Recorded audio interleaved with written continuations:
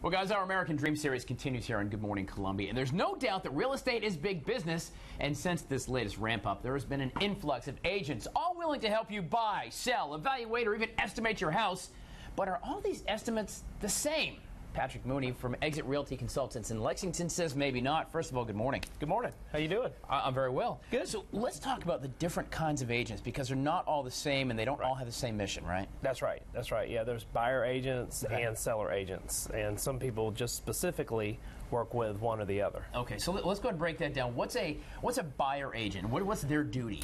Buyer agent takes the client out and shows them the houses and just shows the listings. Okay, and that's their function. They represent the buyer, and they do the negotiations once you make that offer, right? Yes, for the buyer only. Okay, that's and right, then yeah. So the seller conversely would be the guy who you as a seller agent would make sure the house is looking good, the curb appeal is ready to go, everything is shaped up and ready. Yeah, if you're a seller agent, you want to make sure the house is ready to sell. It's clean, smells nice, and make sure the grass is cut and all kinds of things like that. And so obviously you want to have, since you have different missions, different agents, you advocate for the buyer or the seller. Is there ever a time when an agent could be both? Oh yeah, dual agency. Okay. Sometimes a client will pull up in the yard and call you off the sign, and you go meet them. Right. And you walk in and you meet them, and they say, "Oh, I like you." And then sometimes they want they can sign an agreement saying that you can represent both sides. As long as the seller agrees and the buyer agrees, then it's all good from there.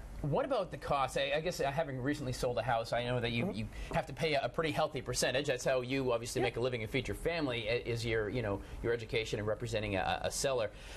But as a buyer, what does it cost me to say, hey, Patrick, I want you to take me through Lexington and look at a bunch of houses? Actually, as a buyer, it costs you nothing. Really? It's already negotiated with the seller. Whoever the selling agent is has already negotiated those prices. Okay. And their commission. Right. And it doesn't cost the buyer anything, which is really cool. And that cost actually generally will come out of what the seller makes on the property, correct? Unless there's another arrangement made. Yeah, unless there's another compensation agreement done, but that's that's normal. Right. Yeah. And so using it's an great. agent, would you say using an agent probably is, because I always see they for sale by owners as well. Yeah.